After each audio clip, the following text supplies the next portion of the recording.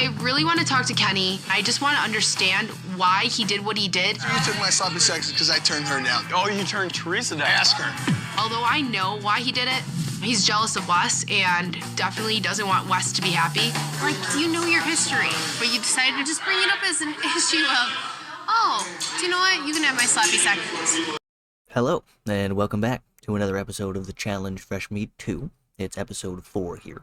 And it starts off with Teresa talking to Kenny about how it wasn't cool to tell Wes about how she tried to hook up with him first.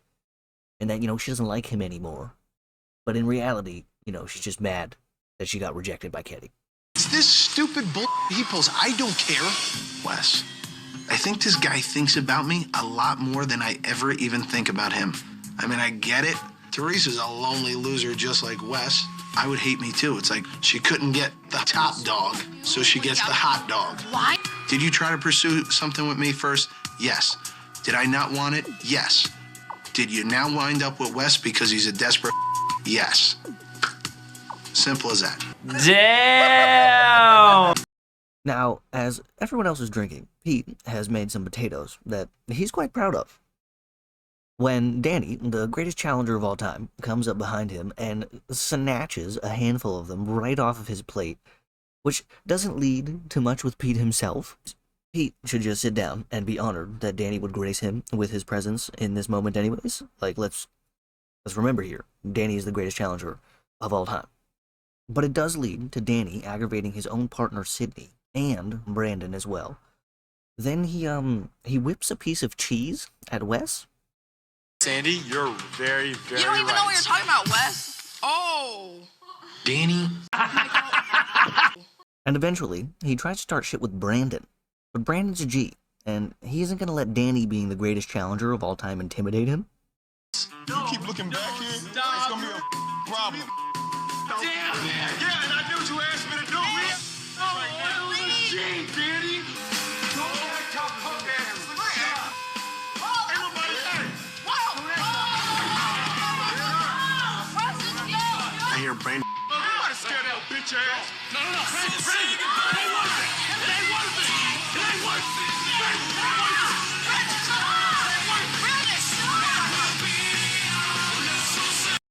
Now, as you saw in the ensuing scrum, Wes hit his head softly off the stove and collapsed like he got hit in the back of the head with a baseball bat. We all got a weak spot. And then proceeds to latch onto Brandon like a little baby and just gets carried along. But again, this leads to nothing more than Danny and Brandon hugging it out and being like, I love you, bro. I'm so sorry, bro. I was just drunk, bro. I would never do that, man, if I was sober, bro. I freaking love you, dude. Oh, dude, bro. Moving on to this episode's challenge. It's called King of the Wall, and it's quite simple. One team will compete at a time. Then both you and your partner are gonna start on that dock. And when I say go, you're gonna jump in the water and swim 30 yards to that climbing wall. Once you reach the climbing wall, you're gonna climb all the way to the top. Once you and your partner get on deck, you're gonna ring the bell. The team with the fastest time will win today's challenge. You will each receive these new Callaway Diablo Edge golf clubs. Again, just another simple challenge to get done, but it probably is harder than it looks.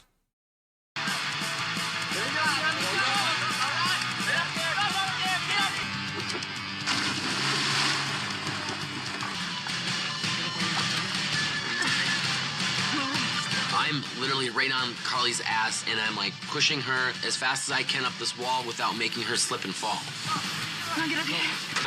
Potentially have a chance to win this thing. Now, every pair has done pretty well so far, making it look, pretty easy. That is, until Karate Master Caitlin gets to the wall, and, well, it doesn't go very well for her. Oh, God. Jump to this one. I can't. You need to be over here. Yes, you can. Come on. There you go. No. Oh, my God. Now, I don't want to be mean here, but Caitlin was the worst. I mean, granted, not everybody is going to be good at things like this, but the way she carried herself and talked about her skills, like how she was so amazing, only to shit the bed in like every challenge I've ever seen her in, is ridiculous. And I feel bad for Brandon having to be her partner. But I will give her props though, because for some reason, she just kept coming back, even though she sucked at the challenges and nobody really seemed to like her that much. But hey, at least she tried. Moving on, the winners of this challenge were Kenny and Laurel, again, and that scares Wes and Evelyn. So they come up with a whole plan here to throw Kenny for a loop and get who they want into exile. Evelyn says that she knows that Kenny thinks the mob is what Wes's alliance calls themselves.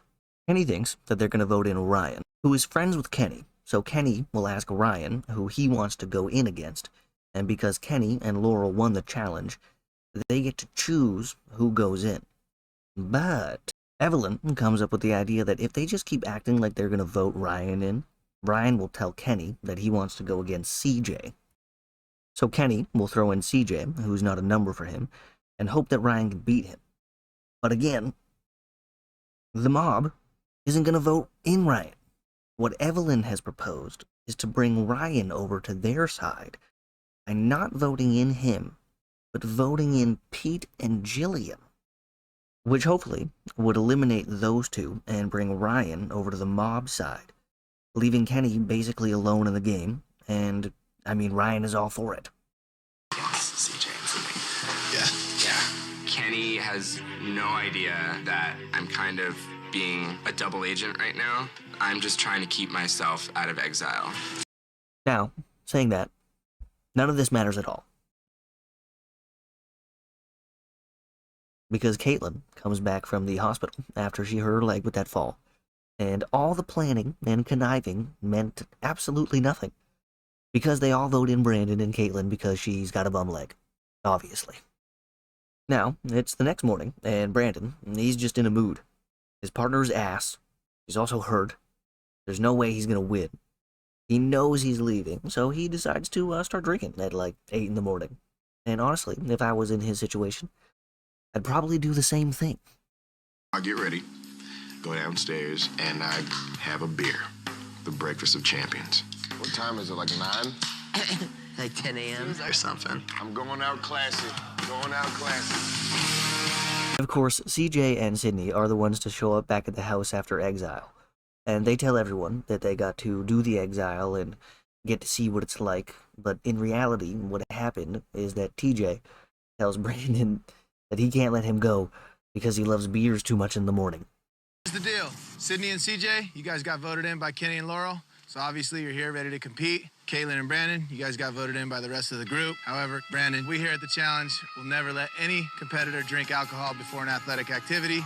Therefore, Brandon and Caitlin, you guys are disqualified. CJ and Sydney, head back to the house. You're still in the game. Congratulations. Sorry. And that is the end of Caitlin and Brandon, and pretty much the end of the episode there. Thank you guys very much for joining, and hopefully you guys enjoyed, and have a good one.